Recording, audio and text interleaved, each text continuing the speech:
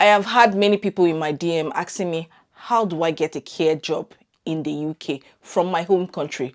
While other people are already in the UK, but because the care agency took care of their care application and every other thing that involves them getting that job, now they are in the UK and their employer is only offering them less than 20 hours of work a week. They are stranded, they can't take care of their family, and they are thinking of how to switch to another employer under the health and care visa route. If you fall under this category, whether you're in the UK or not, this is the ultimate guide on getting a care job in the UK. So if you're ready with me, get your paper, get your pen, and make sure you jot down all these things. This video will be here for as long as you can, so you can always refer to this video, share it with your friends and family, especially those people that want to get a care job in the UK. If you are meeting me for the first time, my name is Cynthia. I share information that will help your transition into the UK to be as smooth as possible. I share a lot of useful and valuable content on my channel, Cynthia Academy. You can scroll down and see lots of things that would help you. This channel provides all you need in order to strive and pursue your dreams in the UK. If you're a returning subscriber, thank you so much. Thank you for supporting me and also sharing my videos with those people that will benefit from it. Let's get into this video. There are 7 things you need in order to get a care worker job in the UK, and I'm going to be listing them so that you'll be able to understand how important they are, at what stage of your application process you would need it. The first one is that you need a UK standard CV. I'm going to share a sample of a UK standard CV. You should not have any sensitive characteristics on that CV. You shouldn't have your religion, age, marital status, your gender. You shouldn't have all these things in your CV. Rather, it should be straight to the point. Remember that you should use an official email. This is one of the major mistakes that many people make. They always use an email that has an alias or a special name you are being called. Please don't do that. Even my PhD mentees do this. I found out they do this. Please don't do it. Always use an email that has your first name and your surname. You can always say first name dot surname@gmail.com. Please try and open a professional email. Another thing is that you might consider having a LinkedIn profile so you can apply through your LinkedIn. In order to get a care job, it's very important that you tailor your CV to the job description in that job advertisement. What it means is that when you go online, you look for a care worker job or a social worker job or whatever job that is under the health and care sector that you are after. What you have to do is look at the bullet points, the job descriptions, and the responsibilities they expect you to have, and make sure you reflect at least more than 80% of those things that the employer wants in your CV. So for example, if it says personal care, make sure you have personal care as one of the things you have done in order to get that work experience. And this leads me to number 2. Number 2 is you need work experience. Most employers will not listen to you. They won't even call you for an interview if you don't have evidence that you have worked in the health and care sector. So it's very important that if you are in your home country and you're considering coming into the UK to work, that you should volunteer somewhere, at least for a couple of months or a year or so, before you submit your application. That is my personal advice. Some people volunteer for 3 months, some people volunteer for 6 months somewhere, or some people work full-time in a hospital where they are acquiring all those qualities, all those skills that is needed to be able to pursue a job in the care sector in the UK. It's very important that you have that. You can go to a nursing home, you can go to a care home, you can go to a hospital where they take care of the elderly, and you can gain those important skills and make sure you reflect them in your CV. Many hospitals, care homes, nursing homes in your home country might ask you to pay for training. Some of the doctors actually know how competitive the care job is in the UK, and they know that many people are trying to go into the care job in the UK, and so they might ask you for money to train you. So just prepare yourself. Before you might just volunteer and might be free, but nowadays things are happening. these doctors and nurses are asking you for some money. If there are some of the skills there that you don't have, I would advise you that you should go to YouTube, go and Google it, read about it, learn, see how other people are practically experiencing, and you can say you have knowledge of that, because if you've read about it on Google, if you watched it on YouTube, if you spend at least 10 hours on that particular matter and you have listened to different people talking about that same thing, it means that yes, you have knowledge of it. So you can write knowledge of, whatever the job description is or what is expected of you. And that is fine. That is how you build a CV that will increase the chances of you getting employed or being called for an interview. Remember, you might be asked to provide 2 references, one from the health and care sector and a second one from your boss, maybe the current industry you're working in. So just prepare yourself and always know that it's very important that they don't write just 2 paragraphs or 2 sentences when they are writing a reference letter for you. Please, it's very important that they actually write meaningful references. That's a major mistake many people make. They give it to someone that does not really care. Please go online and find out the qualities of a very good recommendation letter and try and educate your boss or whoever is in charge to be able to cover those important points there so that it is well detailed. There are some people that have references of 2 pages or a full page. Please just pay attention to these little details. They are very important to increase your chances of being employed. The third thing you need is a care certificate. Now, many people say, I've gone to Florence Academy and they're offering a free manual handling, they are offering free food and nutrition training, stuff like that, and they pick all of them one by one. Just understand that when it comes to the UK, there are 15 standards of care, and it's very important that you are well knowledgeable on the theoretical aspect of that 15 standards of care.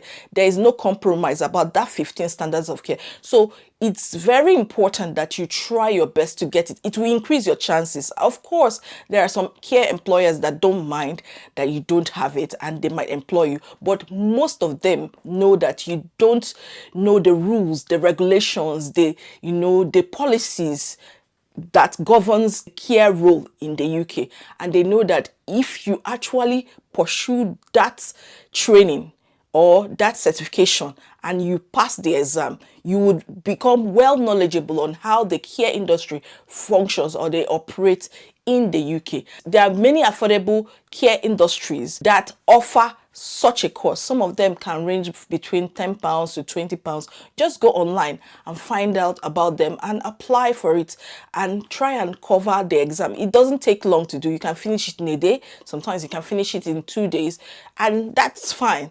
Just try your best and cover it. Since your CV might not expire and you just need to tailor it, since your work experience is very important that it's current and it's ongoing, this particular aspect, which is your care certificate, might have an expiry date. So have your timing right. Don't complete the care certificate training and then try to apply 1 year later. It might have expired. You have to find out the expiry date of that particular training before you complete your exams. So this is something you have to bear in mind. The next one you need is NARIC, which is currently called ECCTIS. If you have a degree in your home country, NARIC will vet your degree to show that it's equivalent of the UK standard degree or master's or PhD. So that's what NARIC is. It's like WES. It's very important that your degree is being taught in English language, because most of the people you're going to be communicating with in the care industry in the UK are going to be speaking English. This is more like an English proficiency evidence that you're providing. Now, NARIC cost £125 plus VAT. So prepare your mind when you convert it to your home country's currency to know how much you might have to save. It's very important that you know that NARIC is an important evidence that lasts as long as possible. Once your certificate is vetted to be suitable, it's okay to go ahead with it. Another important English proficiency evidence is called the IELTS. IELTS is needed by many employers and they want you to score at least 4 or 5. They won't take anything below 4. IELTS is also a test that shows evidence that you have proficiency in English language. So you have to prepare yourself for that. Always note that your IELTS expires in 2 years from the date of the exam. It says that IELTS for UKVI academic and general training costs £205, while IELTS Life Skills AI A2 and B2 cost £155. The next important test is your TB test. If you are from Africa or Asia, you are likely to be asked for a TB test, which is tuberculosis test. Because TB test result expires in 6 months, so I wouldn't advise you to get it before you start looking for a job.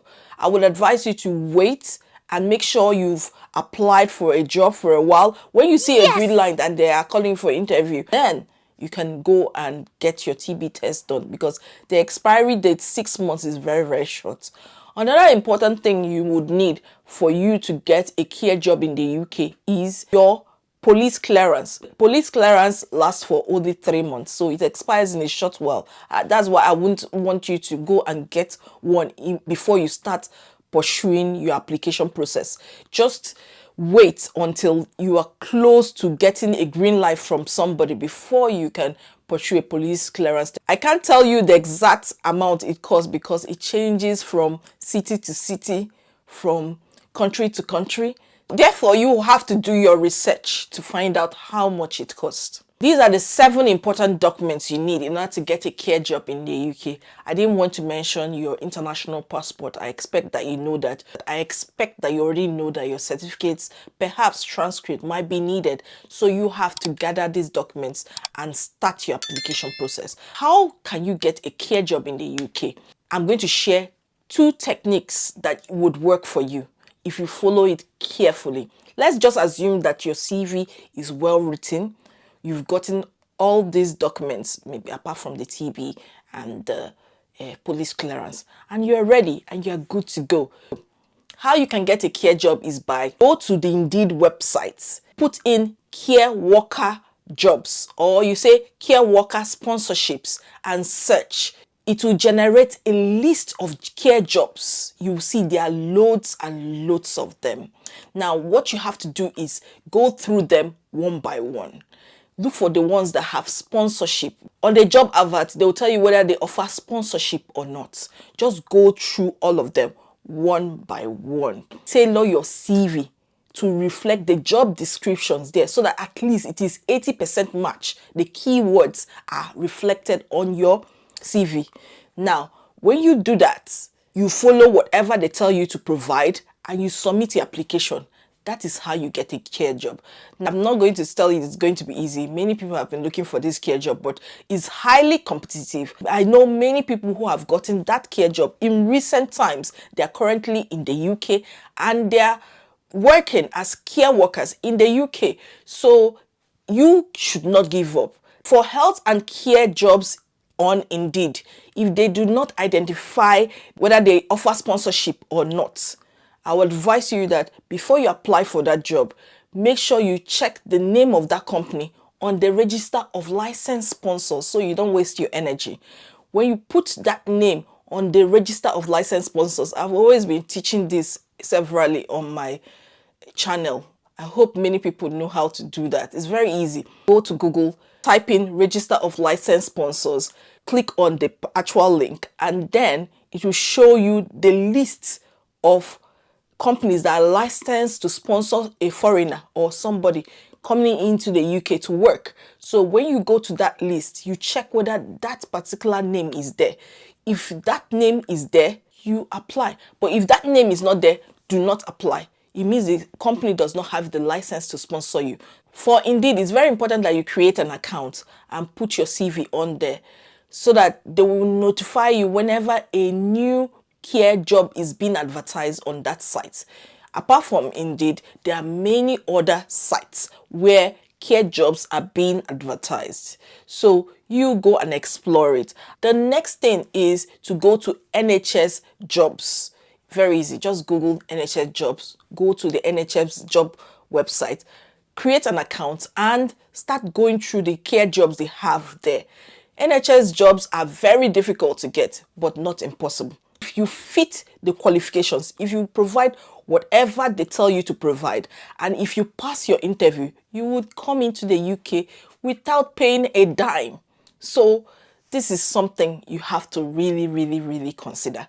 What is your tolerance level to rejections? If you want a job, if you want anything in the UK, in the US, or in Canada, you have to eat rejection for breakfast, lunch, and dinner. Be ready to consume it. Don't give up. Don't, if the chances of you getting it is 2%, if you give up at the 98th time, you won't be able to get that job.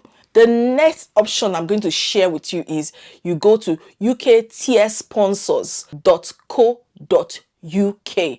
When you go to that website, you filter the list of sponsors there by care home. When you filter it by care home, it gives you the list of care homes that have the license to sponsor you. You put the names of those companies on Google and then call them or send them a letter or send them an email asking them whether they have vacancy for care worker. That's how you go about it. But you don't give up. You keep trying and trying. You can see both on Indeed and UK tier sponsors, there are other job opportunities in the UK which you can apply for if you have the skill in your home country. You can see the list of industries there.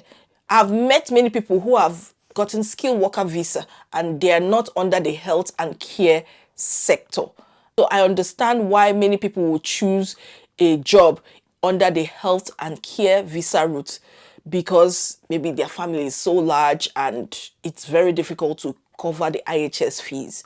If you're a family of 4, that's 2 adults and 2 kids, the IHS fee would be almost £11,000. So we have not put in the cost for visa yet. But also understand that there are many big companies that actually could pay and take care of your visa and IHS fees as well as your kids. This option is also available. So do not be disheartened. Do not be discouraged.